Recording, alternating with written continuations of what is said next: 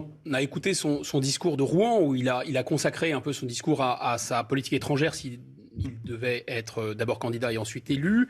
Il y a 2-3 axes qui se décident. Effectivement, le premier, c'est que la France doit défendre ses intérêts et cesser de défendre des idéaux des droits de l'homme. Vous savez, c'est la formule du général de Gaulle sur laquelle on a insisté beaucoup dans Info du Monde. Les États n'ont pas d'amis, ils n'ont que des intérêts.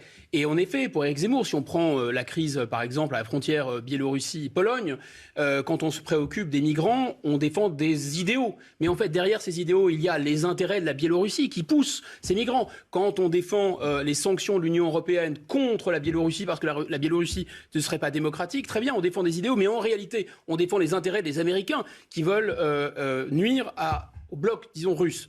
Ensuite, je pense qu'il y a une autre idée, c'est le rééquilibrage, en effet, de la politique étrangère. Probablement pas déchirer l'alliance traditionnelle avec les anglo-saxons, avec les États-Unis d'Amérique, mais en tout cas, probablement cesser d'être pris pour un paillasson par les États-Unis et par la Grande-Bretagne, comme on l'a vu dans l'affaire des sous-marins.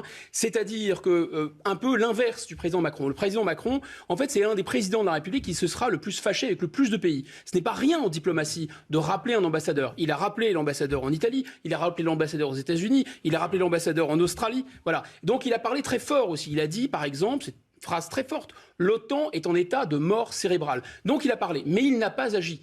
Et je pense que si, par exemple, la France sortait du commandement intégré de l'OTAN, c'est probablement quelque chose que recommande Éric Zemmour, eh bien, dans ce cas, on aurait un moyen de pression.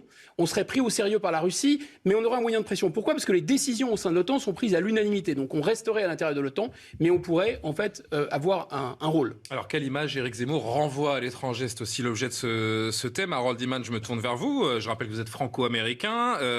Comment est-ce qu'on voit Éric Zemmour ?